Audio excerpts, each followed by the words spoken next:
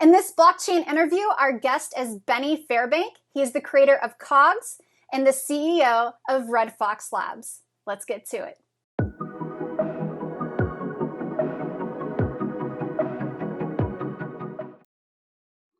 All right, ladies and gentlemen, so we're talking to Bitcoin Benny.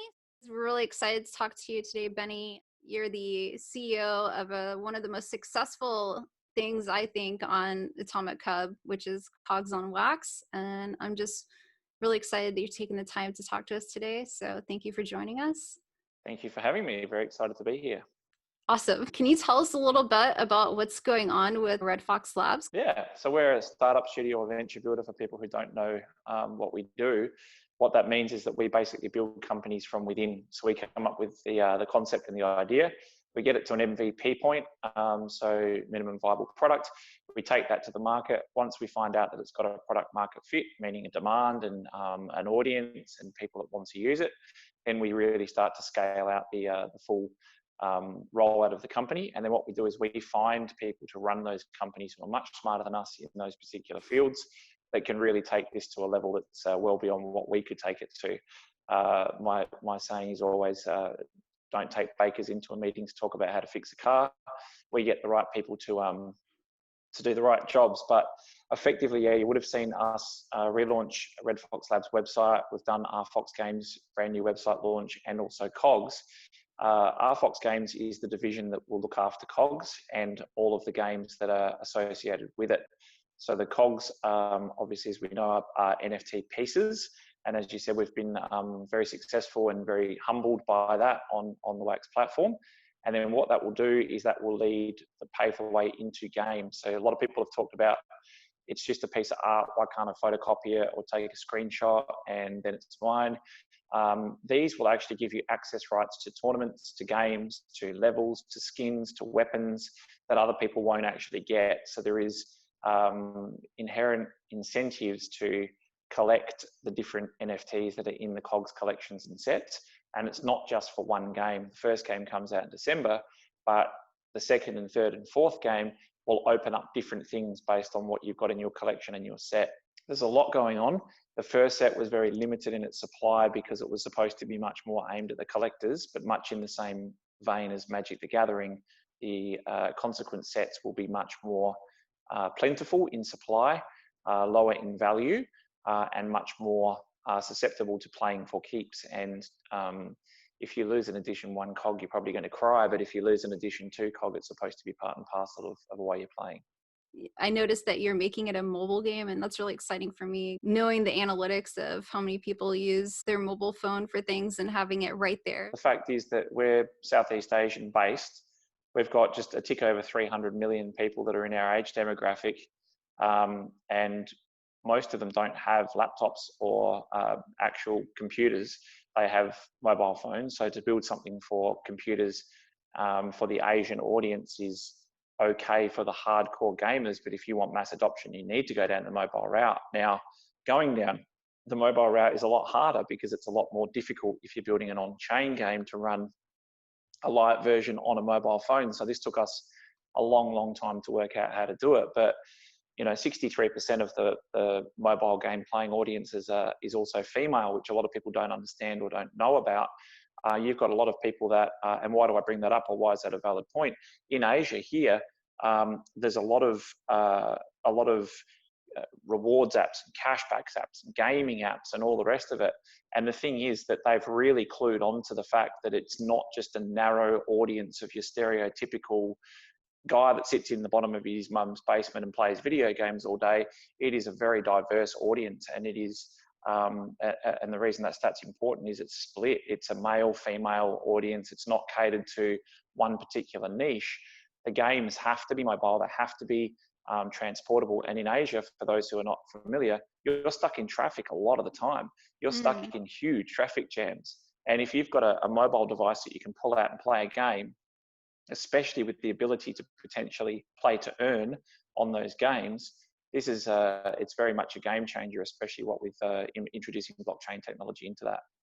That's really exciting. I'm glad that you guys are tackling that. I understand it is way more complicated to do what you're doing. So it's really cool that you're kind of like That's really hard. I think I'll do that. A lot of the interviews that you've done is that you're a visionary, and it seems that you see the big picture of the end result. And Yeah. a lot of the time, it's not an easy feat. When you Yeah. thought of it initially, did you see the big picture of all these options, or was it the more you dug in, the more options unlocked in your mind? Okay, that's a great question. It's probably the question I've been waiting someone to ask for a long, long time. Think about it back in the old days of, and I'll use this because I've had this referred to us in technology terms recently. Think about it in the old days of a payphone, right? And you go into a payphone and people are saying, what can I do with this payphone? What different things can be done?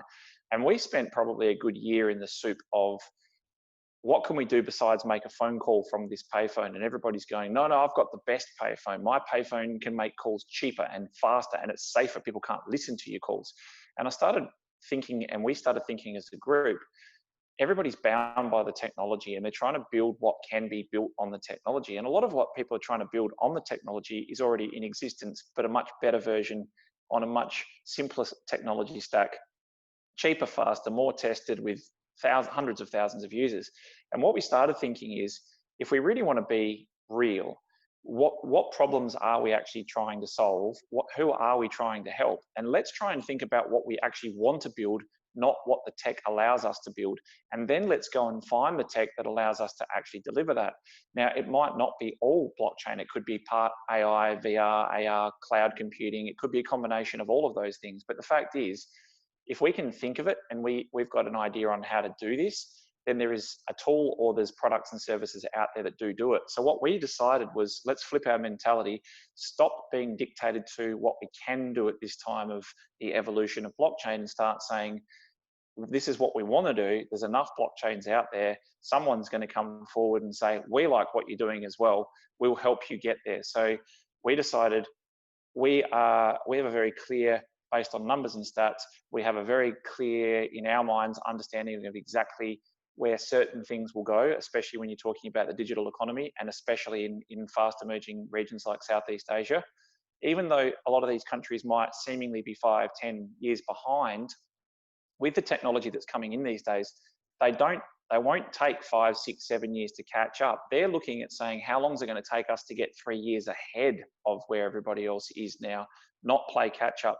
That's why you get in trouble for saying it, but that's why China and a lot of these countries have sort of developed these massive juggernauts out of nowhere.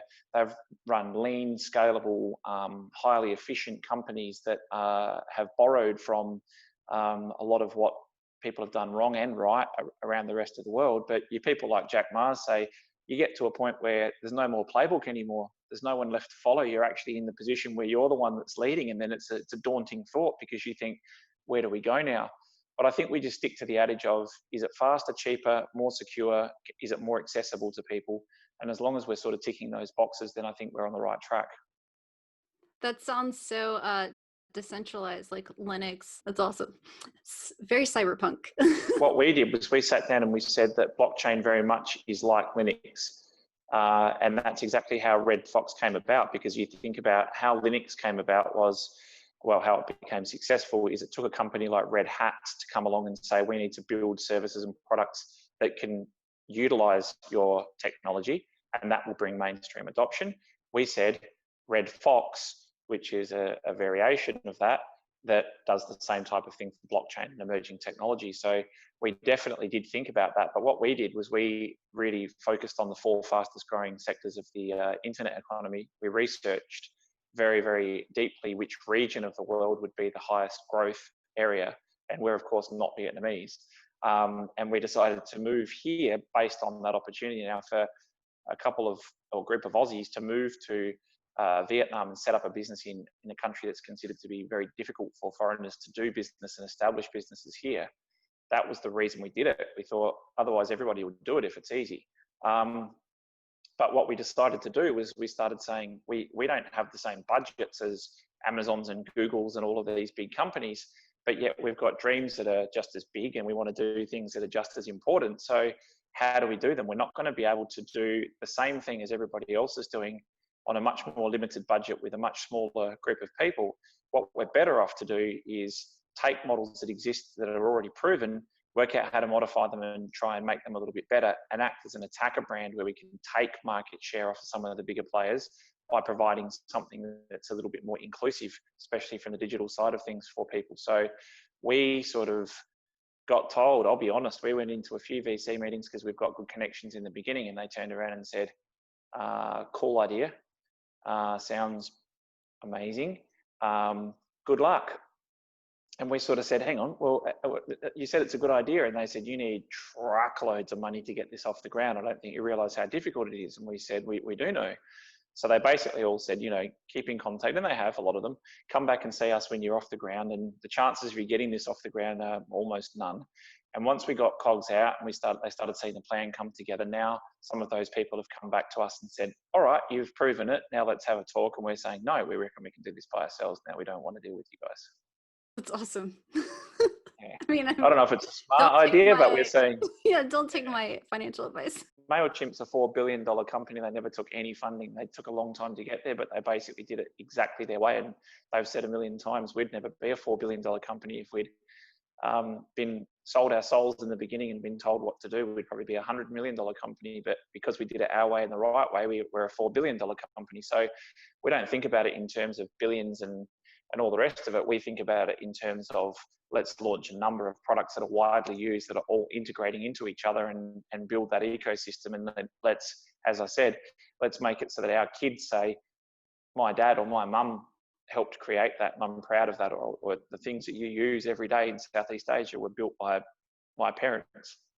This is something that we aspire to do. Yeah. I heard that you have a phrase around your office. Like, what is the phrase? Can you share Which that? one? Oh, you have more than one? Okay. We have a lot of phrases.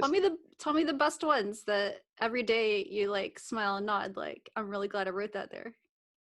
We try and say, always start with the end in mind. That's probably the big one for us. We always start with the end in mind and work our way back. Get rid of people who tell you that you can't do it or it can't be done. But also understand that they might not understand what you're trying to do or get it because you can't explain it properly. So work on your communication of explaining what it is you're trying to do, but make sure you're working with those right types of people. But don't listen to that negative talk. If you think that you can do something, surround yourself with other people who are equally as passionate and believe that you can do that as well. We also 100% believe that we fully immerse ourselves in, don't talk about it unless you know about it. So again, I say don't bring bakers to meetings to fix cars. If you don't know about it, like if we're in a technical meeting, I just pretty much try and remain as silent as I possibly can, because I don't know what I'm talking about as far as most of the coding and the networks and all the rest of it. We try and make sure that the right people are in the right room for the right conversations, and that's extremely important as well, because it can be quite discouraging to over explain something that a person is not going to, and nor should they understand or need to understand. So these are a couple. There's probably lots more, but I'll bring them up as the time goes on and you remind me or jog my memory. But these are things that we just believe in radical transparency. We believe in being very truthful, even if it's not what people want to hear. And we don't complain and don't explain if we publicly go out and say, we've got an exchange listing coming up, or we've got this coming out. If there's a problem or it's potentially going to put people at risk, then we just say it's being delayed or it's being pushed back or whatever. We'd rather have people throw tomatoes at us and say, hey, you were supposed to do this yesterday. If they knew the consequence of us having delivered on time, there's always a reason why we're not doing things or why we are doing things. So we're very much end in mind. And as we quite often joke, doesn't matter if we stumble home drunk at 6 o'clock in the morning and we wobble all over the place, as long as we get to our end destination, that's what's really important. And no one's ever going to be able to walk a straight line. And we're swimming with sharks, and we're in an industry that's extremely dominated by opportunists. So we're going to have hurdles and we're going to have obstacles in our way, but our job is to protect each other, look after ourselves and our team and the people that are emotionally and invested in us. And we have to make sure that we are doing what's right for them, regardless of whether it seems like the wrong thing at the time. We don't lose sight of the end goal. To be honest, it sounds more than just a blockchain game. It sounds like a whole movement. Well, The blockchain game for us is just like one of the businesses, because we've got a cashback streaming app and we've got lots of stuff going on in the background that we haven't talked about yet. But it's a number of businesses in the four fastest growing digital sectors, but they all click into each other. So it isn't just one. But the philosophies and the culture are very, very important, because when we have what we call our A team, the group of people that set up the company and then hand over to the people that we find that are better to run these future forward than we are, those people need to have the same values going forwards as we have, and we want to make sure that everything's built off the same moral and value systems.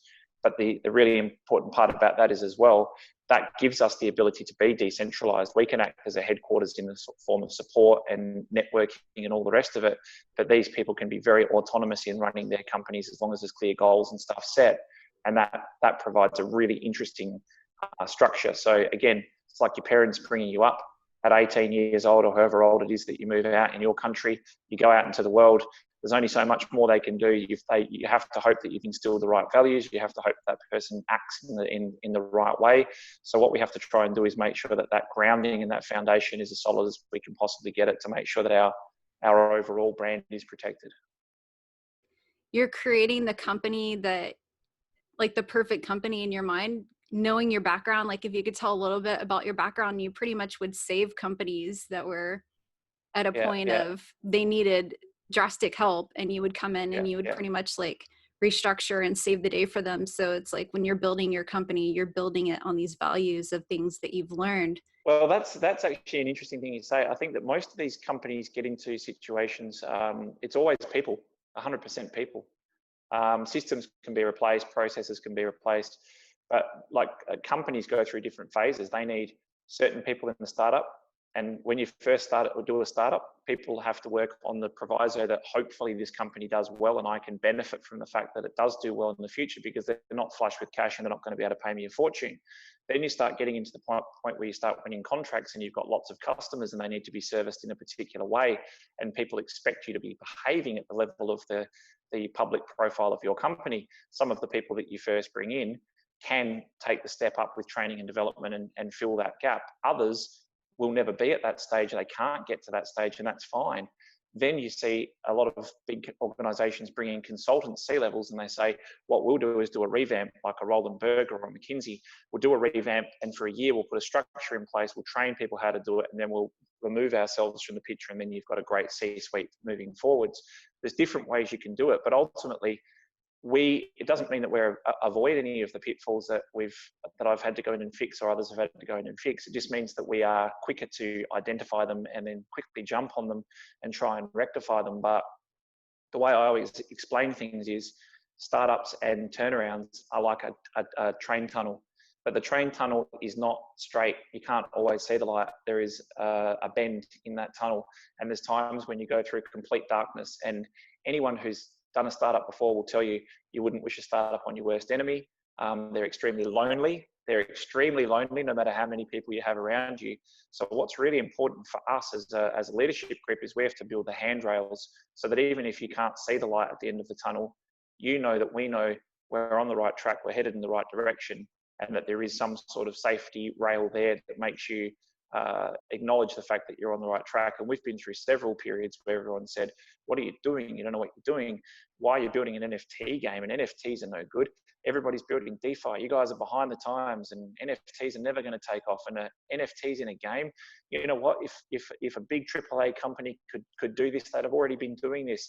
What makes you think a tiny little, and then 18 months of soil and toil, and you bring out the NFTs, and timing would have it that we did the prediction models right, we got the data right, and then everybody said, I want to build an NFT game and I want to bring out NFTs. Nothing's fluke. It's always a lot of data, a lot of research. We're not smart enough to be able to sit in a room, drink a cup of coffee and predict with tea leaves what's going to happen in 3 years. But data and history tell us pretty categorically at least where we're headed. So we say, let's build for then, not for now. And all of now, a lot of now is noise and distraction and complications that don't need to be really focused on. We need to be thinking about, where's the world going to be in 3-4 years? What is it going to look like? Everybody's connected through phones. people are still building games on laptops and stuff and saying, I've got a great new blockchain game. Cool. But the most of your audience, and if you want to grow into Asia and you want to grow into these massive developing nations of the world, how are they going to play it? How are they going to load it? How are they going to use it? They're going to have to go to what, an internet cafe? These guys need a mobile phone version of everything. If it's not being built for mobile, it's not going to work long term. It's as simple as that. I completely agree with you. It's got to be as easy as, I'm on the game again. Instead of like, wait, let me get to my location and do they have Wi-Fi? Okay, I'm definitely not going there because I got to figure out where I can plug in. And like, no, just like now in between for 5 minutes, I'm on your game again. That's what I think mass adoption looks like. So it's really exciting for me. So like, what do you think is the future for NFTs in this environment? That's a great question as well. Back in the days, I don't know if you've seen it, but it went pretty viral. David Bowie did a film clip, an interview about what he thought the internet was going to be, and everybody thought he was like a drug addict and a weirdo and a hippie, and he was sitting there right before it took off, and he was saying it's going to change the way that we communicate with each other, and it's going to change the way that we communicate to our audiences and the public. And did I read somewhere that you said if you were 19, you wouldn't go into the music business? I don't think we've even seen the tip of the iceberg. I think the potential of what the internet is going to do to society, both good and bad, is unimaginable. I think we're actually on the cusp of something exhilarating and terrifying. It's just a tool, though, isn't it? No, it's not. No. No, it's an alien life form. What do you think, I mean, when you think then about the Is there life on Mars? Yes, it's just landed here. But it's simply a different delivery system there. You're arguing about something more profound. Oh yeah, I'm talking about the actual context, and the state of content is going to be so different to anything that we can really envisage at the moment, where the interplay between the user and the provider will be so in simpatico. It's going to crush our ideas of what mediums are all about. But it's happening in every form. It's happening in visual art. The breakthroughs at the early part of the century with people like Duchamp, who were so prescient in what they were doing and putting down.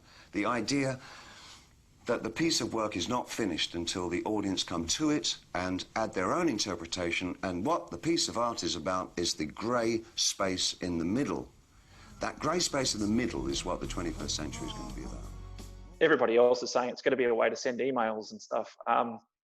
No one knows how a lot of this technology is going to evolve, but the fact is, thinking that a piece of artwork with ownership rights is what NFTs are is kind of very futile thinking, because already we're reaching a point of not enough new users coming in to the space quickly enough to keep up with all of the artists that are saying, well, I can't sell my artwork at the moment, so I'm going to go put it on an NFT and maybe I can make a lot of money because I can make it scarce and it's a digitally rare item. We've worked out that in the beginning, people were able to flip at these primary sales, sell the packs for those that were unable to get in on them. But once they opened those packs, the things inside of them nobody wanted, and they couldn't sell them. And so these things' lifespans had 2, 3, 4 days. So people that are thinking that they can cash in now and create great artwork and all the rest of it, a real artist has to have an established career, and they have to have a name, and they have to be known. Most of these famous artists died poor.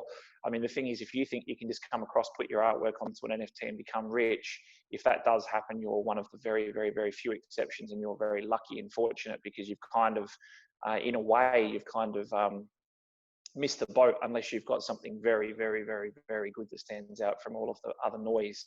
Where I think NFTs will really go is much more about the digital ownership side of things.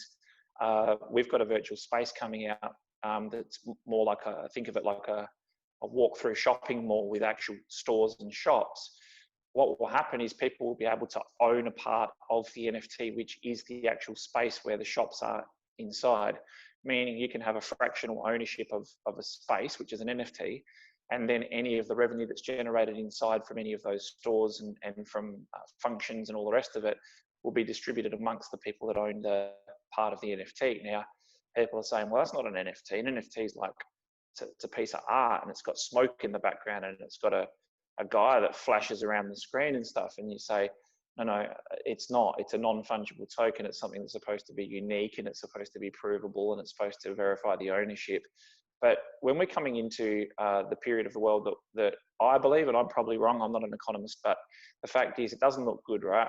On the inside, we've got the crypto party, and Bitcoin's nearly $16,000, and everybody's having a party, and there's champagne bottles flying, and you look out the window, and I don't mean to be disrespectful, and I mean this sincerely, you look out the window and there's body bags on the street, and we're dealing with viruses and people in unemployment queues and all the rest of it.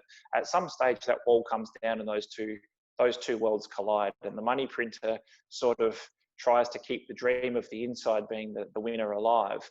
But the thing that's really important is coming into these next few years, people are going to be looking for alternative revenue streams. If you can play games to earn money, so you earn something that is of value due to the fact that there's adoption and people playing it and using it, and people can make money and earn from playing games, this is going to be something that's extremely exciting for and in the NFT space.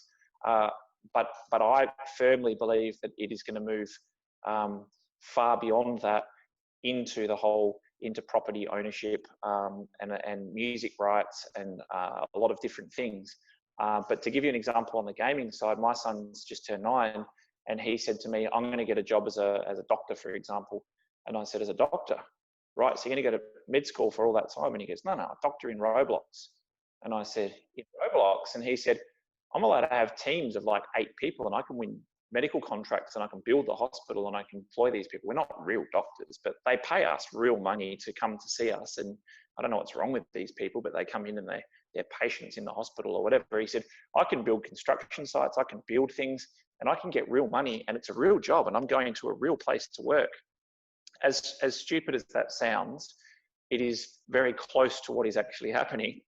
And 9-year-olds know where it's at. These guys are growing up with this, they're immersed with this. I think the potential to earn from doing these things you love, NFTs are really sort of paving the way for that to happen. And where COGs and we come into play is we want you to be not able to waste 1,000 hours on a game, earn all of these things, and then be told the game's not supported anymore. We want you to be able to say, well, it's okay, I can take it over to 7 other games or 20 other games or a whole metaverse of games, and it's usable and interchangeable everywhere I go. So I haven't wasted my time or my money or my effort. So these are like legacy keys for even future games. And so Yes. Do you think it's going to be blockchain agnostic? Are you guys going to be able to go cross-platform to other games and other blockchain game partnerships where you can come in and play using, like, can your COGs morph? Like, yes. Is that a dumb question? 100%. No, it's a great question. And I mean, Okay. realistically, being politically correct, you should always be saying no, and we're agnostic and we're faithful to this and that. The fact is, we changed and took our token to being ERC20, and the reason we took our token to being ERC20, or as some astute people might term it, you're a salmon swimming upstream. Everyone else is getting the hell off of Ethereum because it's so expensive. The fact is, all roads came from and all roads lead to Ethereum in one shape or form. So you can be a maximalist and you can be in denial, or you can. That's fine if you're an investor, but if you want to run a business, then you've got to think pragmatically. So the thing is, from Ethereum, we can wrap and bridge our tokens to any platform. But for example, our game that we're building as an EOSIO implementation and deployed on the WAXP platform, technically there is nothing stopping us from, and we're already looking at being able to integrate your Ethereum or whatever wallet you hold. You could have COGs in those wallets, and you can look up, we can do a lookup and see whether you have those, and it would give you the access and the entry to the game, and then you could win and earn COGs without giving away too much. The answer to your question is 100% this is being built to be interoperable. That's awesome. Those paths are already being built as we speak. It's like a non-fungible, your value is kind of like, I don't know, how would you describe this in like a visual way, or like you show up to wherever you're going. Like say, all right. So you have COGs in your wallet, and you show up to like this new place, and you're able to just like open your wallet, and it just morphs into whatever the native value is there, and then you can just continue on your way having value wherever you go. Think of it two different ways.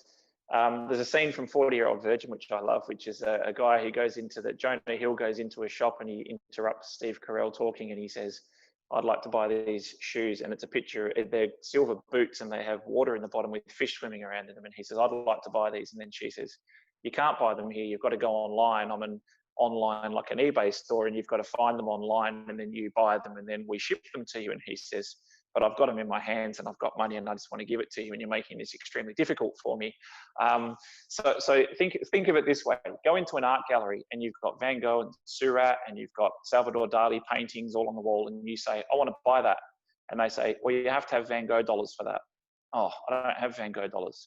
What have you got? I've got Dali dollars. Okay, you can only buy Salvador Dali paintings over there. It's so difficult and everything tries to ring fence and let's make it so that it's like you have to be on our platform and you have to use our currency and all the rest of it. We want to get to a point where people don't even know they're interacting with the blockchain. Everything's done on second level. We want it to be that you want to play the game. You want to win something, you can win it. We want to give you as many options as to where that goes, ends up, those NFTs, as possible. In the interim, it's going to have to be lookups. But ultimately, we understand you can't just reinvent the wheel overnight and you can't create things that aren't already there, but you can have the vision, you can be working towards it, you can make it public that you're working towards it, and you'll be very surprised how many people start to reach out to you and say, I've been wanting to do that as well, or we've been working on a tool, let's get together and do that. So ultimately speaking, the vision would be to make sure that we're not on a gas-heavy or dependent chain, and that may not be Ethereum in 2 years. They could be very cheap. We don't know. What we're saying is the game is the game. It's COGs and it's a cool game and it's a series of games that people want to play. Regardless of what you hold in your wallet, you should be able to use whatever you like. All of that underneath would course through RFOX or our currency, but people don't need to know that. So the objective is to make it that wherever you are, wherever you come from, you can use it. We're already working on an HTML5 version of our game and people say, oh, why would you go to all the trouble of building a game on blockchain for mobile and do something that's technically good and then release an HTML5 game? Well, we've got a partnership with a company who has 1 million monthly average users. Those guys can then offer COGs as tournament prizes. And for those people to claim those COGs, they're going to have to come across and register, for example, with a WAXP wallet, and then they can claim their prize. And because it has value, they'll do it because it's worth something to them. So you can either sit there and cross your arms and say, nope, I'm not selling out to a centralized system and a centralized structure. And I believe we've seen where that's got us throughout the course of history. Go where the masses are, go to the big boy pool and say, I've got something interesting, come over and have a look, get people in, get people using it, and stop this feudalism and this whole, my chain's better than your chain. Because at the end of the day, no one cares as an end user how the technology runs in the background. They just care about the product, whether everybody else is using it, whether Kim Kardashian's putting it on her Instagram, and they just want something that is good quality, highly used, highly accessible, good value for money, and something they enjoy engaging with. The rest of it is just background noise. Yeah, they want something easy. And what you brought up, it made me think of engine craft from Minecraft. Like, yeah, have you seen, like, that's so cool. Yeah. I don't, Yeah. like, that's so awesome. Because, you know, I have nieces and nephews and my son play Minecraft, and the thought that they can sit there and they can mint their own digital assets in their game. It's amazing. It's amazing. So it made me think of, have you thought about making a KOGs game for Roblox? Yes, of course. Okay, No, okay. And I we can edit continually. that out if you want, but No. We think about what makes sense. We think about two things really. One, is there data to support that what we would potentially be doing is viable and worthwhile? Second thing is, does it cheapen the brand? So, you know, I'll give you a classic example. We got told, and hats off to people like blockchain heroes and stuff like that. They're amazing at marketing and advertising, and they did a fantastic job of building a massive community and got William Quigley's attention and did a very, very good job. And they've done really, really well. What we decided to do was just a complete different strategy. We basically turned around and said, for us to prove our model as a venture builder, We need to go out and say the product has to speak for itself. People have to come in and start to use it, and it has to organically grow. There's only so much that you can possibly gain from building a 10,000 strong audience when there's 400, 500, 600 actual active users or buyers of NFTs on a particular platform at a particular time. Unless you've got an amazing plan to bring people in from other platforms and you can sell the fact that they have to come across because there's a compelling reason to do so, you're better off spending your time focused on how do we build something of quality, build a product that people want to use, that they're engaging with, do that slowly in the right way, make it that it's based on substance, get these people to come in, and then what we can do is then introduce the games. We can then look at, which we've done, maybe we need to migrate across to Ethereum so that we've got the ERC20 crowd. Maybe we make it easy for those guys to be able to play the game across on Wax and to join us as well. That does not exclude things like Roblox or other games as well. We'll do whatever is, we'll let the company evolve based on what the consumers are demanding, what they're using, what they're doing, and their behaviors. So to say we rule something out, we don't. But it's just an important point that I wanted to make is that we didn't try and overshield, spend $1 billion on marketing or advertising campaigns. We wanted to build a quality product that spoke for itself. Now that we know that it has, now we can start ramping up that PR machine stuff as we get closer to the game. None of us have bragged about it, I don't think yet, but it's your project's been, like, in my mind, the most successful project on Wax that was independent. You know what I mean? Outside of like having tops and, you know, having Wax with tops and everyone like teaming up together and like, hey, let's do this, and like, you know, who can be a William Shatner besides him? You know what I mean? Like these are things that, like, these are done deals of old school collectors that are coming in waves, and you guys are so independent and it's a new idea. Numbers show that on the secondary market. I think it's done 10x and 9x on the packs, and most of the COGs have done between 10 and 15x. But the thing is that the one thing that we're fundamentally different to or opposed to is, you know, we watched an interview where William was talking about the space, and William clearly has a lot of experience on collectibles and all the rest of it. But as he was saying with NFTs, in his mind, it's a matter of, pardon the proverbial, but he says it's a matter of just throwing shit against the wall and seeing what sticks. But for us, we think that that's probably the complete opposite to what we would ever want to be involved in or want to do. What we think is that understand the experimentation and understand the new frontiers, but they're actually not new frontiers, and it's not a lot of huge experimentation. As far as the technology is concerned and the way it's presented, it's different. But there's been digital collectibles for a long time as well. We'd rather go with numbers, data, what's proven, what works, and we know full well that something that's shiny for a few minutes will remain shiny for a few minutes. And if people think, okay, this is great, we can buy some packs and flip them or whatever, that's not our long-term goal. Our long-term goal is to make these NFTs usable in a number of different games. And the only way that we can do that is to have those games and to make sure that the technology allows us for us to do that. It's not a matter of saying, let's do cool art, sell it, and then let's work out what other cool art we can sort of bring out and sell as well. This has to have some sort of utility, and it has to have some sort of functionality, and it has to be integrated into games. Otherwise we're not true to our vision. I see the different perceptions as well with William's background, having a background working at Disney and merchandising and having a lot of connections in that space than his, you know, with collectors and stuff like that. So he's thinking of mainstream, what has always worked. Your perception is coming strictly being immersed in the EA Sports arena of this is the most popular, right? It is the most popular there. Well, here in Southeast Asia, people don't really understand how big esports competitions and stuff are, because it hasn't really had the same impact in the West yet. But these people are superstars. If you're an esports massive tournament winner over here, you get autographs, people asking for autographs in the street and stuff. You're famous. You're like super famous. The thing is that it is cool. But the thing is, we've also got Ark Lego, who's come from a long history of AAA games. And the thing is that we know that the games that we're going to be building on blockchain are nowhere near AAA games. They're supposed to be easy to use, engaging and rewarding, and it's supposed to all be about the visuals and the engagement. But the thing is that these types of games we're solving problems, because the two major problems in gaming are, cheating, obviously, and the second one is the fraud.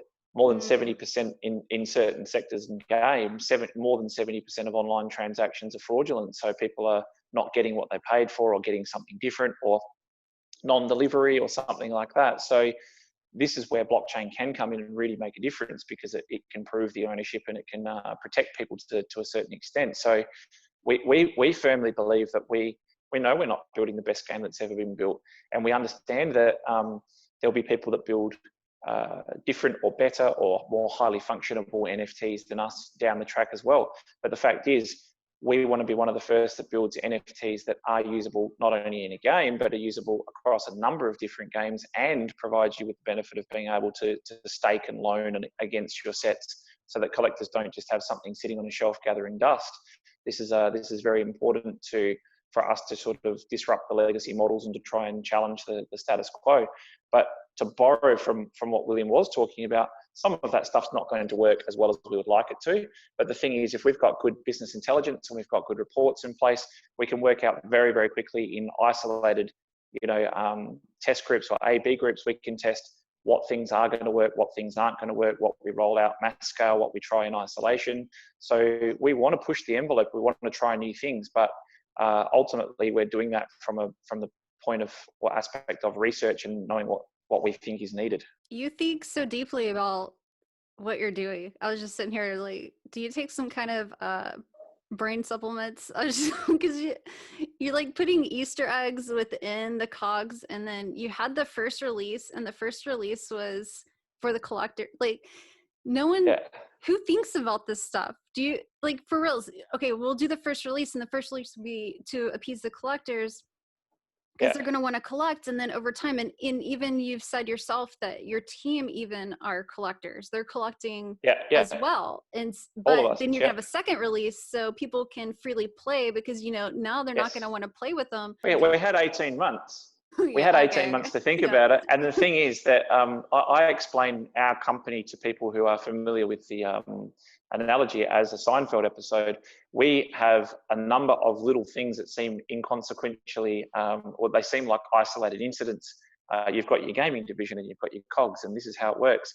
But then, okay, now you're coming out with a streaming and cashback, and you've got English education over here, and you've got data solutions, and just as much thought has... Yeah, well, DApp. We're building a super DApp. But the thing is, the same amount of thought's gone into each of these things. And the thing is that we look at the end in mind. So to us, if someone looks at something individually and says, hey, that's well thought out, or that's well put together, we think that's good, but you should see the end thing. The end thing's really well thought out and put together. And these things are the things that click into getting us to that end point. So we had 18 months of sitting around, and we have great sessions, because as co-founders, we sit there and we say, hey, this would be good. And the other person will say, that's stupid. And you say, it's not stupid. I think it's really good. And we've got we've got a 9-point funnel system, and we put the business ideas in the funnel system. So there's no ambiguity, no emotion, and no arguments. If it comes out the bottom, even if it's not the thing that we all wanted to build, and it was the 4th on our list as far as popularity is concerned, if it comes out the bottom and it says, that's the winner, we say, right, the data's spoken, the model's worked, that's what we have to build, that's what we do. Then we find the things that we like about that particular thing that we're passionate about. We work out how it clicks into the other things that we're building. And before we know, it goes from being the one that we sort of say, oh, well, we kind of have to build that, to we can't wait to build this. But we believe that of the things we have on our table, the game part's the smallest by a mile. It's actually the smallest company. Interesting for people right now. That's so crazy. Well, that's the only one they really know about. But okay. we already know what we think is coming next, and we think that especially the next company will dwarf the size of RFOX Games. So it'll be very, very big. Okay, I'm not going to pull it out of you.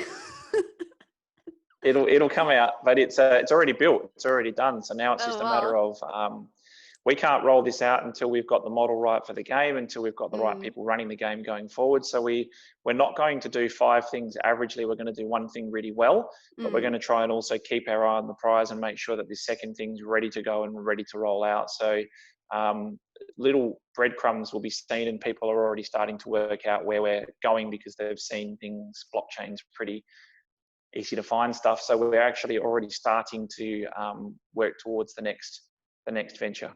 You just launched your own economy pretty much, right? Just like a few hours ago, you just matched and dropped your own economy on people. Well, we'd always sort of thought, okay, we have to keep, this was the big problem. If we build multiple companies, I always have to use analogies. We were kind of in Tahiti and we had Tahitian dollars, and we were there like, we need to go overseas and we need to go to all these different places. They don't take Tahitian dollars, and no one accepts it. No one knows what it is. And we thought to ourselves, this is really difficult. And if we're building lots of different businesses, if we build a successful business, we can't sell that business down the track or IPO it or get rid of it or do a trade sale or something. If people say, well, we can't buy it because it's intertwined with your version of Bitcoin, and therefore it's too hard to disconnect it, and which part of the pool is ours and which part of it's that company's, and it's too convoluted. So we thought, we can't also have 10 tokens for 10 different companies. This is just sounds terrible, and how do you get the adoption for each of these?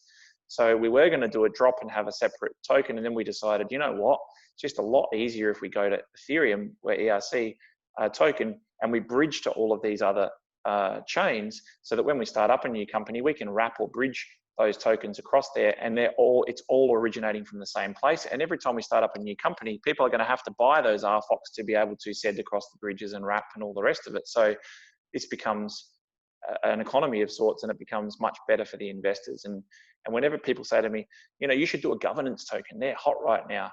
No, because they won't be hot in 2 years. And anyone that has the governance token in 2 years could be called an opportunist or whatever, and I don't want to be doing that. We want one token that does everything for everybody, and let's just make it simple. Why are we complicating things? You don't need a governance token we just don't need to do it. I better stop talking on that, because otherwise I'll get into trouble. But that's just the funniest thing I don't know. I'm coming from EOSIO, and just the funniest thing I've ever heard is the governance tokens are so hard and all. It's just I can't help it. Just think how funny. In my experience, every single voting mechanism that I've ever seen in any of the crypto projects, people sell their votes, and it becomes the rich get the votes, and there's just no way around that. And people say, you know, everything's decentralized, but people need money, and people put their votes up for sale. Again, probably shouldn't say that stuff, but at the end of the day, that's the truth. There's a time and place for everything, but crypto is the same as any other, it's just faster moving than any other developing industry. But the thing is, we've worked through our way of master nodes, and we've worked through our staking models and all the rest of it. And now Uniswap and stuff have come out with some pretty revolutionary stuff as far as the liquidity pools, which is kind of cool. But the thing is that anyone who's bringing something into the project for the short-term gain or the possibility to be able to get an uptick or whatever like that, it's a big risk. If you are a long-term thinker and you're thinking about the end goal, that could actually hurt you rather than help you. So the thing is, especially when you're talking about complicated technology that doesn't work very well yet, you're better off just to simplify things as best you possibly can and have one token that does everything and just not convolute it. So true. That's really smart. What do you think about the future of NFTs on WAX? Do you have any insight? Yeah. Okay. WAX doesn't have a huge audience, obviously, as far as the buyers are concerned, and no one does. I'm not saying WAX doesn't. I mean, we chose WAX for a particular reason, and that particular reason was their web cloud wallet, or the WAX cloud wallet, and the way they'd structured things and made an onboarding process was light years ahead of what most other projects or platforms had done. So that was a no-brainer for us, and we knew Evan, and we'd dealt with him before, and Evan? Thought it was yeah. I know that. Yeah, Evan. Yep. I like Evan. Yeah, Evan Shout was out awesome. To Evan. He's awesome. Hey, Evan. Shout out to Evan. Shout out to He's you, a man. nice guy. You He's brought a great guy. KOGs to WAX. He did. He certainly did. So if you appreciate KOGs and you like what they've done for WAXP, be sure to give a shout out to Evan and thank him for that. Yep. So thanks, Evan. So Evan, we talked to him for probably 6 months before we made the move. But that's a long. But ultimately, it's a long sell. It is typical. That's a typical, engagement though, right? About 6 months to get this out. Yeah, for sure. But the thing is that WAXP will have to progress beyond art. It'll have to go into the other realms. So the big realms that we're focusing on with our space will be music, art, and games, and they're the three probably the obvious big ones that are coming. I think that having a couple of games on WAXP will really help. So once our game comes out, I think when people know that the contracts are all on chain and it's running for seamlessly and very, very cheaply, I think that it's inevitable that no one wants to be the first, but no one wants to be the last. So a lot of people will sort of say, hang on, I'm struggling over on Ethereum to get users because of the gas prices. And, I feel for projects like God's Unchained and stuff that have to deal with these massive gas prices. The thing is that you can potentially, if people see that, okay, you've deployed this pretty easily, it's smooth, it works, it does what it's supposed to do, and it's really, really cheap to run. I don't have to actually make all of those people move their wallets and stuff over. We can do wallet lookups, as we said, and we can do nice little workarounds. But the fact is, I think the future for WAXP needs to be that it has games that are engaging and have a lot of people using them, and the value from the NFTs really actually do cross over into the games, and it's not just some sort of we promised that it would, but then the game was crap and no one played the game, and then it kind of it's really important right now because we had the buzzwords, we had the Disney, we had the all the board members that joined. It's like, how did they get all those people on their board? This is amazing.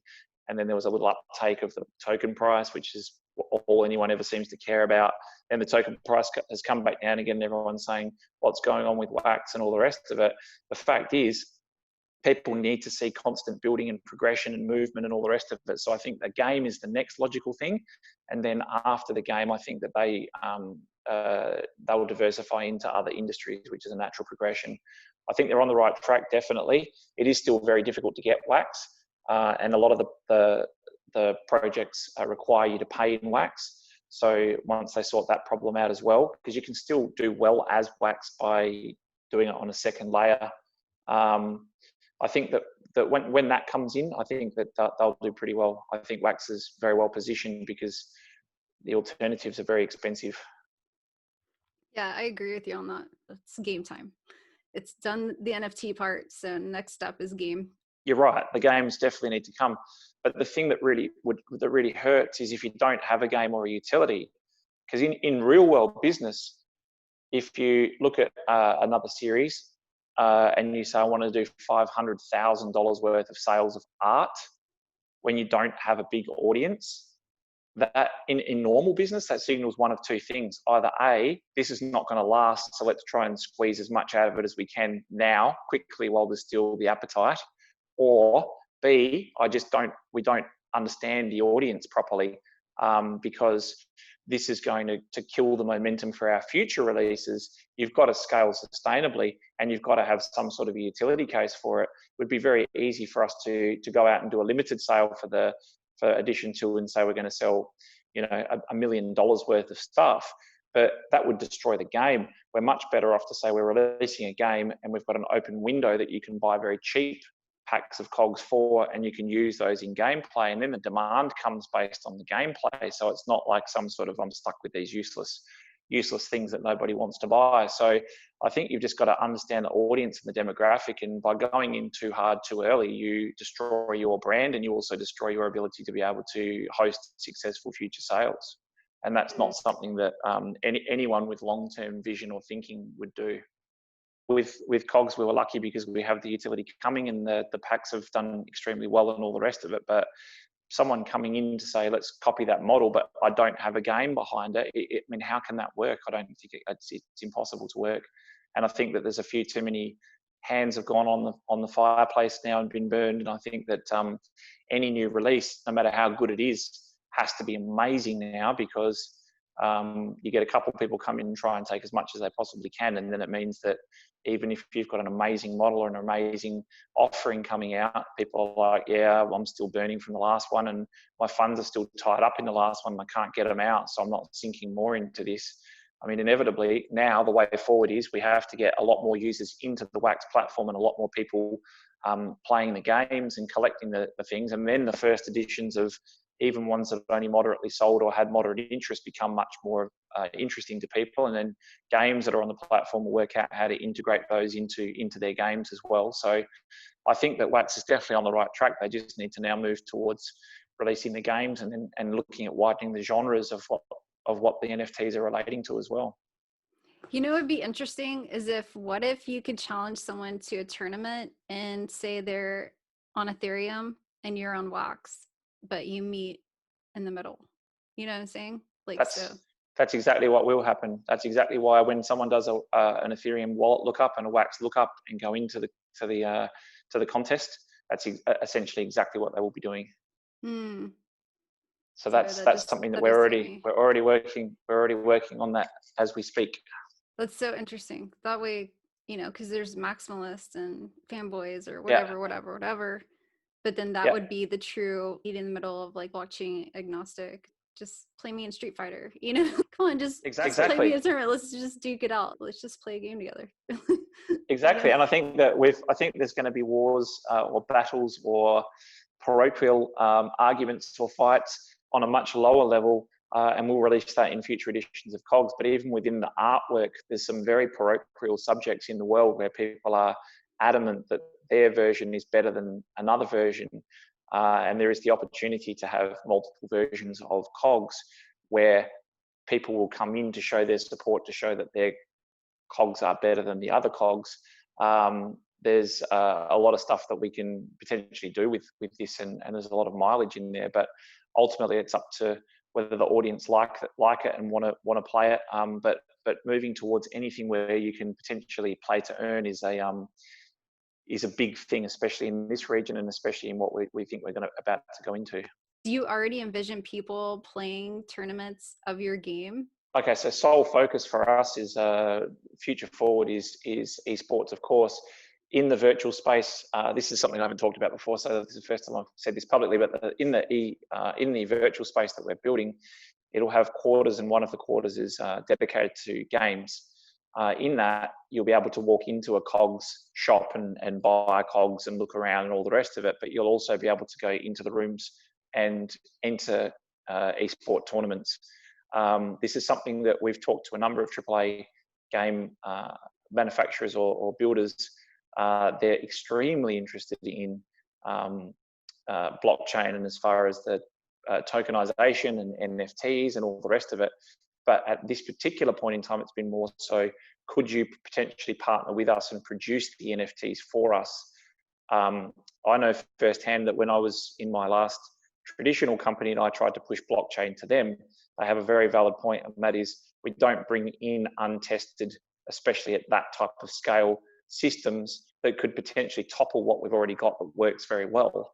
What would be the benefit to us? So what they all want to do is have some sort of rewards points or loyalty systems or badges or NFTs that they can trial on the side, see how it scales, see how it fits into their business before they would ever entertain the idea of replacing legacy systems with blockchain related systems. And that's why you've got your IBMs and all the rest of it that have got their blockchain research groups that are working on it and researching and developing, because they know it's coming and they know it's going to be big. But at this particular point in time, it just doesn't do what these main scale players would need it to do at the level that we think it would.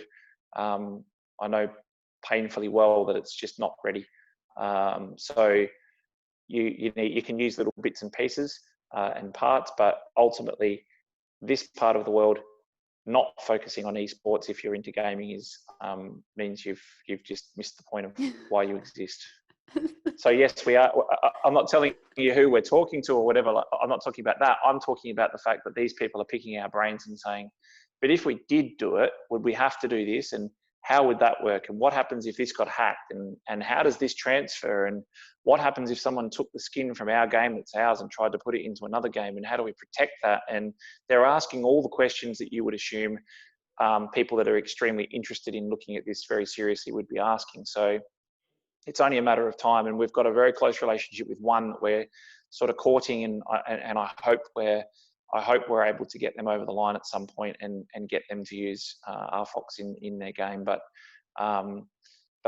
outside of that, we're going to go to the traditional space and grab all those gamers and bring them across the blockchain. That's the fastest route. That's awesome. And that reminded me of something earlier that you had mentioned that I was thinking about, is that you're solving the problem of fraud in games and using blockchain. And I don't know, when I read, that was like one of your earlier releases with your write-ups on, I believe it's KOGs .game or GG, right? Yeah, .gg.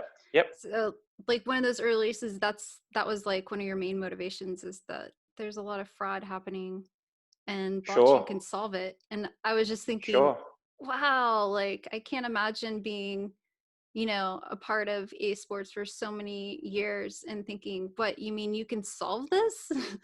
Because sometimes it's kind of, it kind of just takes the wind out of your sails as a gamer, just to to show up and like someone just scam their way in and scam their way through and just to get that contract. And you're like, how can, I can imagine a really sad gamer like going home and be like, I've done this for so many years and I give up, and they're real sad and like, there's no hope. Like, and we you're talk like, blockchain can do it.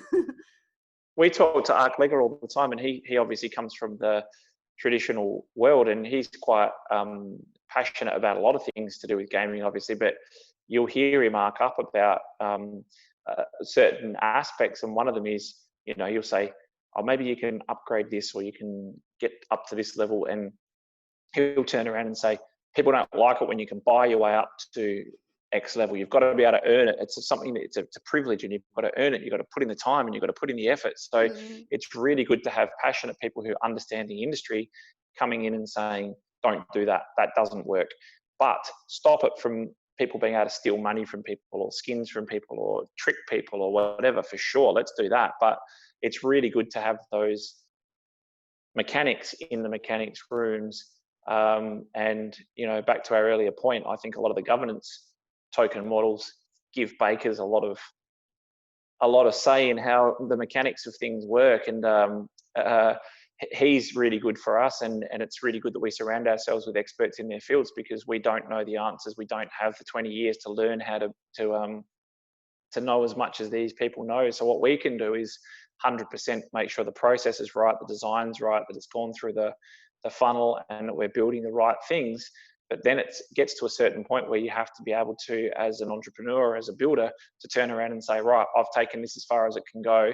Now I need someone who has taken it from this point to Amazon level. These people have to come in now and pick up where we left off, because otherwise we'll sort of just bumble and learn as we go, and it'll be a slow and gradual growth. So let's put rockets on it and get the right people in.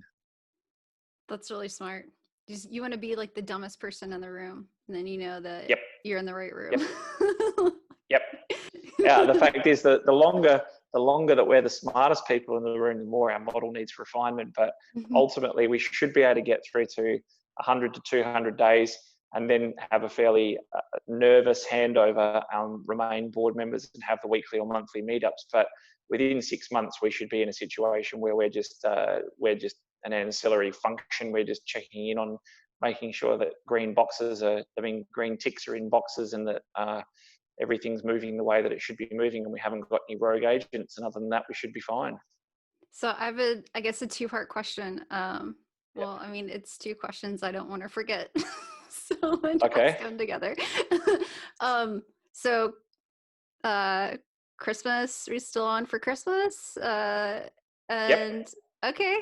And then I want to talk about that, but I also wanted to say something like, is there been talks about virtual reality, playing KOGs in virtual reality? Okay, those are my two questions. Okay, yeah. So Christmas is still on track. as with anything, we use Reich and management tools and all the rest of it to try and work out whether we're behind or ahead. And I think from the get-go, we fell about 10 or 12 days behind, and we thought, I'll know what's going on. But it's always a case of something that wasn't known that we couldn't plan for. Like you might have problems with integration to the WAXP cloud wallet, or to a server, or to IPFS or something like that, that's not really taken into account. But what we do is we put in pretty clear action plans on how we bridge back that time and how we make sure that we get to where we need to get to. So the contracts for the game, from the back end and everything for deployment on WAX, have already been written for the first version. All of the UI mock-ups and everything, and all of the gameplay side of stuff's been written. It's now just being sort of animated. And then what happens is we then go through a second version of the contract where we really robustly check it and make sure that there's no bugs and issues and all the rest of it. So ultimately, in a perfect world, by about the middle of this month, we would have something that is very testable and that we can sort of try and break as best we can, so that it's still on track for December. But there's no indications in any way, shape or form at this stage that that it's not going to come by Christmas. Second thing is the VR side of things. Part of the virtual space we've talked about music, virtual, and we've been partnered with a company that deals with this as well. The ability for people like Madonna, let's choose Madonna. I don't know why that's the first person that came to my mind, but these people are all stuck at home. They can't tour because of COVID and all the rest of it. Giving them a space to be able to, for you to be able to go into a room, sit down and watch these people perform, buy tickets to their concerts, paraphernalia, moments, merchandise and all the rest of it. This is a bit of a hint on the direction that we're going in. That also moves across to the game side of things as well. So VR and AR were two of the things that we looked at very carefully, and they're actually a lot easier than you would think to implement into a game like KOGs. That's really much cool. the same way as you would Pokemon. Yep. Interesting. That's Yep. really interesting. I've never thought of that concept before, and I really appreciate that thought. So, yeah, well, more of that. A lot of the strategy of stuff, and like that's. A lot of that's going to come out in the next couple of weeks, because we'll have light papers and everything on that, and we're going to move fairly fast on at least the establishment of all of this type of stuff. So in the next couple of weeks, it's going to be quite big. But what we've had to try and do, which is a weird thing, you're sitting here for 18 months building and you're thinking, okay, how do we update people? And weeks fly past because we're in the hole and we're concentrating and we don't do anything. We work 7 days a week. We never take any time off. We're just working. And we don't know, like, what day is it? Monday, Friday? Don't know. But people want to hear, what's the progress? What are you up to? Now we've gotten to a point where all the hard work is starting to come to fruition and we've got a whole lot of stuff, and we keep saying, and my natural instinct is to do the vomit release and just go, we've got this and this and this and this and this and this and this and this and this, and that's what we've been working on. And you've been waiting and you've wanted justification, and here it is. And then I've got some good, smart people around me that keep saying, Benny, one thing at a time, make sure it's digested, that people understand it, that it hits the impact, and we can't test where the traffic or where the interest is coming from if everything goes at once. So I'm the person that has to have the reins put on them. And I quite often will go out and say, hey, we're going to, and I say, wait, it's not ready yet. Just give us 2 more weeks to make sure the website looks good or this. Mm-hmm. So I've always had a habit of saying, hey, KOGs has got a new website coming, and then people go, when's the website? And then the next week the website comes out. We're moving and transitioning towards people going, hey, there's a new website, you never said anything. And that's a great place to be, because we're getting to the point now where we're at the point where we're almost saying, if we told you everything that's going on, we'd never have any time to do any work. There's so much stuff coming out, and there's so many things that we're working on. And what we'd rather do is just talk through action now, rather than trying to just appease people by telling them what's going to happen in the next week or 2. I'd rather just show them. I appreciate that. I mean, as someone that does like content strategy and creates stuff, I think it's a really good position to be in, to have already done the work and have it like piled up, and then so you can trickle it out, than to be like, hey, we're doing this thing, and then it's like you wait and wait and wait, and it comes out, and it's just things that happen. It's not like you you don't plan on it, obviously, but things happen and come up. And if you weren't doing so much, then obviously more things that you would say would be done. But you're doing like, you're literally building a whole like little mini universe to have all these working Yes, parts and you're going to release a game and all this stuff. So it's cool. I don't know. I guess what I'm just saying is it's a cool space to be in right now. I'm assuming to kind sure. of breathe and be like, okay, things are on track and we got this lined up, and hey, you need that thing, oh, it's right over here, and like, oh yeah, we already did that thing. And like, I don't know, I subscribed to your email list, and like you made an update and you're like, we got a new website, we got this going, and here's a subscribe here and all these things. And I was just like, oh, okay, yeah, checked all the boxes. I It's think a lot of stuff, and it is. it's a lot That's awesome. to keep up with. But yeah, but also Yeah. like new people coming in have a look at what we're doing, and they say, okay, but who built all of this? And we say, we did. But Yeah. you can't have built all of that with such a small team. And we say, we don't sleep. We've just been working non-stop. But I think for half the new people that are coming in when we're hiring, that I think that their first initial impression is to run away, because they think to themselves, how's all this work going to get done? And I don't understand, or how am I going to get my head around it? And others, the right ones, are coming in and saying, hell, I don't want to be pigeonholed just to be working on this. I want to work on games. I want to work on the commerce side of things. I want to work on this, and I want to be involved in everything. So the great part about it is, because I've done turnarounds for so long and done these 1 and 2 year contracts, if we were one company doing one thing, like for example, microphones, like your microphone, and that's all we built, I'd get so bored after a year. I'd be there like, how good can I possibly make this microphone?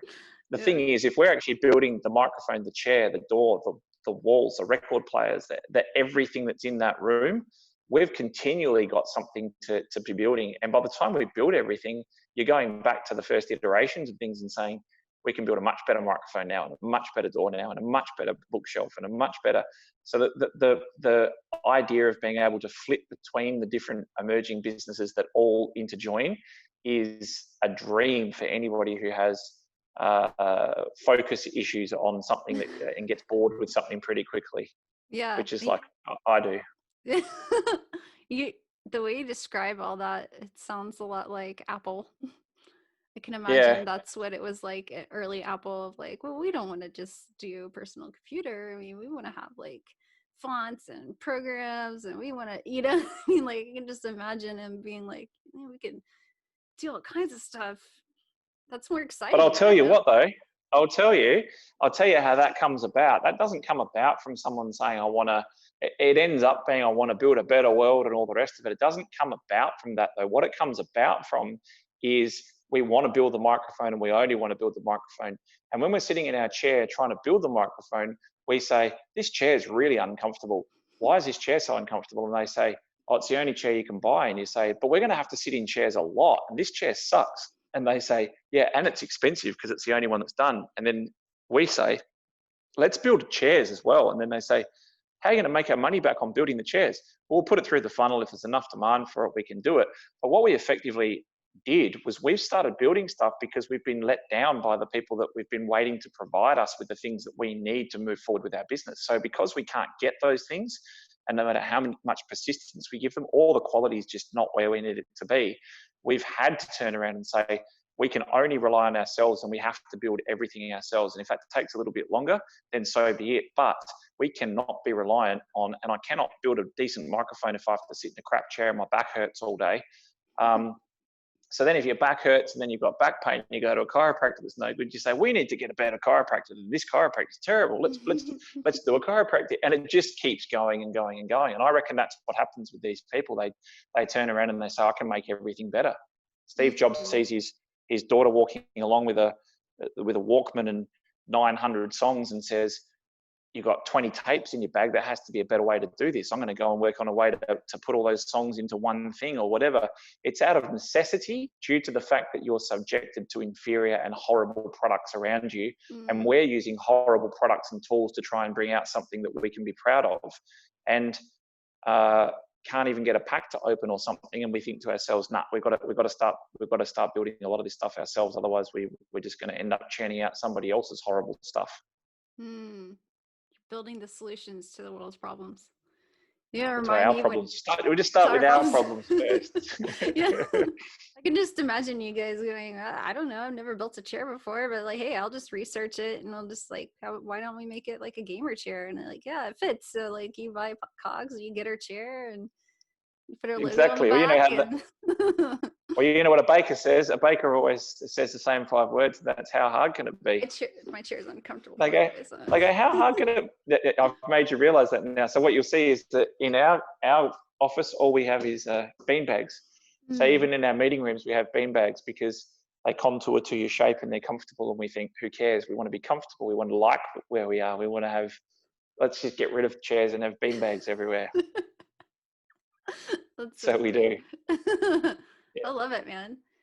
When you're saying that, it reminded me of when Elon Musk was talking about how he couldn't get a job, so he made one. You think about that's what you got to do. Yeah, you think about like Elon Musk not being able to get a job. You think of him now, and you're just like, ha! But his personality type. But the type of people that do what he does in life, those people will never be able to get a job because they can't. They can always see a better way of doing things than anybody who's asking them to do it a different way.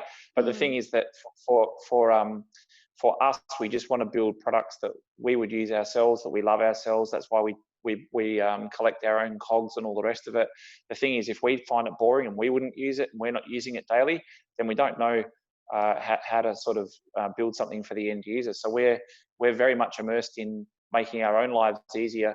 And there's a saying that always says, go through your 1,000 staff to get to your 1,000,000 customers, do not go around them. The thing is, it's the same for products and services. Make your staff use your products and services and have them come back and say, this doesn't work, or this button doesn't work, or why does it do this, or why does it do that? And once they're ambassadors, you've got them on board and they're fully behind your product, they'll do God's work, so to speak, and go out and deal with the 1,000,000 customers. But you trying to deal with 1,000,000 customers doesn't work, and trying to bypass the 1,000 staff and giving the customers better information than you give the staff doesn't work. So you're better off just to sort of eventually bring it all in so that you're just talking to your staff and that staff get the message out to the public, because that's the only way it'll work. That's really smart. It took you many years to be able to do that, right? To like know how to effectively run a successful company, or is it just natural? Is it just something natural? I think it's decades of running companies that have been doing things the wrong way.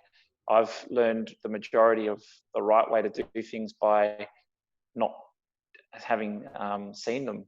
And because I've only seen the wrong way, I think, well, anything I try, if a building's burning down and they say it's pretty much dead anyway, see what you can do, you've got a lot more free reign, and you can go in and you can actually take risks that you wouldn't normally take, and you can take more calculated risks, and it just changes the way you see things. But I think as far as that's concerned, it's a matter of learning what to do by seeing what not to do. But as far as staff are concerned, it's a different adage. It's a matter of, you can never expect your staff to treat a customer in a way that they're not used to being treated themselves. If you're a tyrant, then your customers will be treated like they've been dealing with tyrants, because your workforce don't know any other way to react or to behave. So I think I realised that turnarounds all stem from people management and cultural change management and customer experience. They're the key elements. Anything else is not important, because customers are the only people that can fire everybody from the chairman all the way down, and the staff are the people that service the customers. So as Branson says, the chain of command goes, look after your staff, they'll look after your customers, and then they'll look after your board.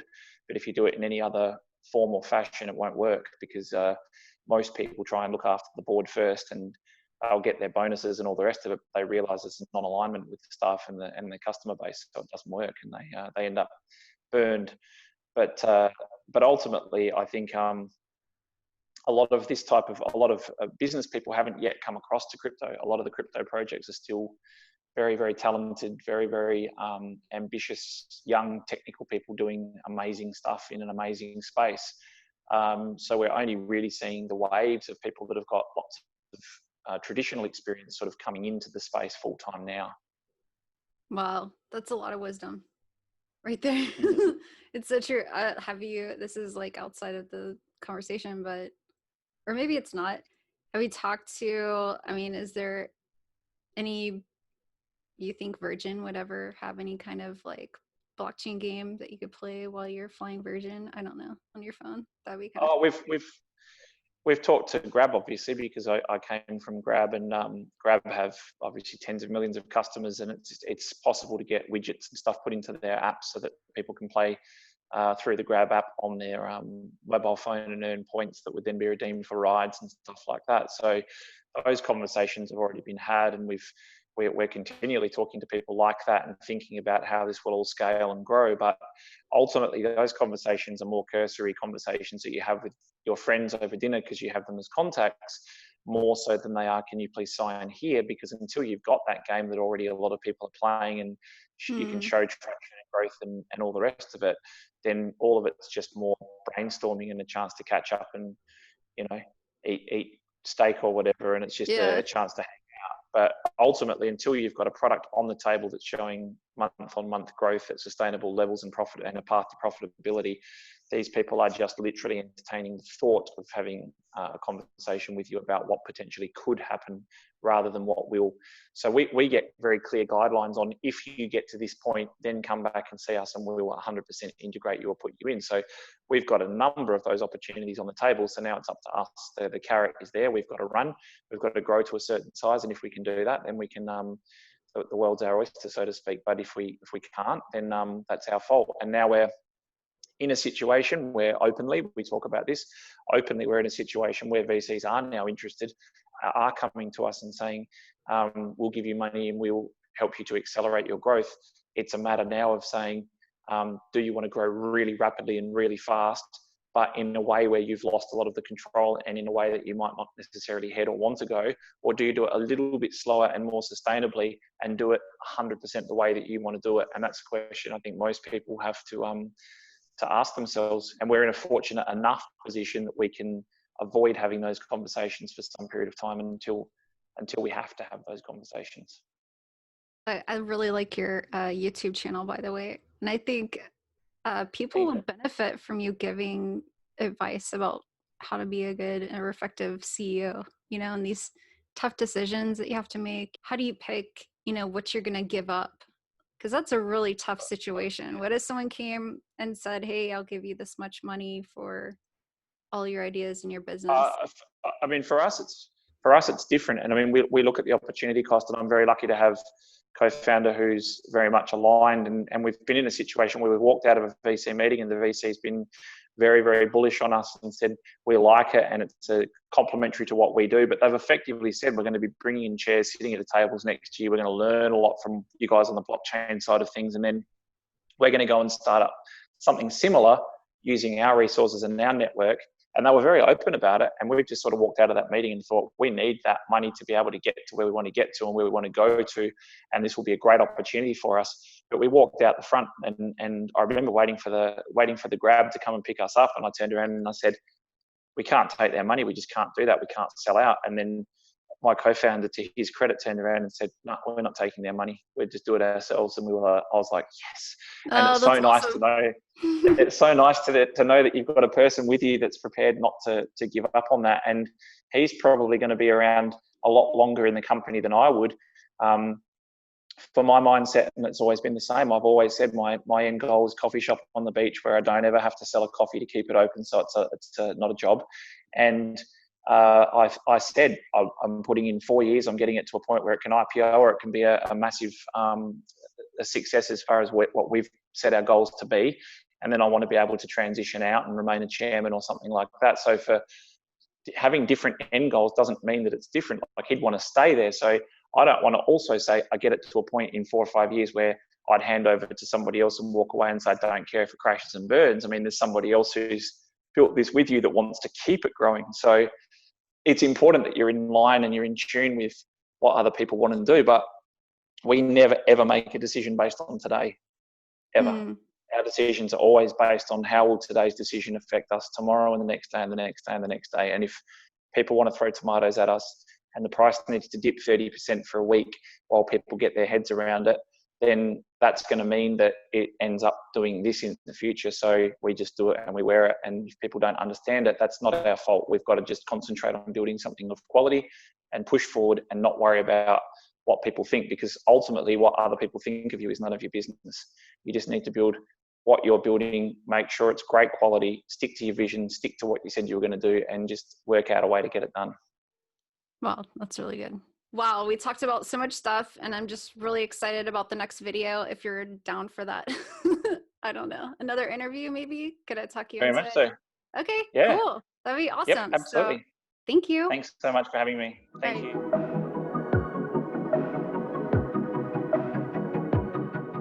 I hope you enjoyed this interview. And if you did, give it a thumbs up and share it with all of your friends. We want to support the projects and the ecosystem and the people that are building awesome stuff on blockchain. So show some love and learn more about the project in the description down below. You definitely can learn how you can enter to win in the description down below as well. So check that out. And very soon we're going to be releasing the behind the scenes with Benny Fairbank. It's some really interesting conversations about being a CEO and startup advice and just being an entrepreneur in the blockchain space. So you definitely want to check that out. And until next time, wax on.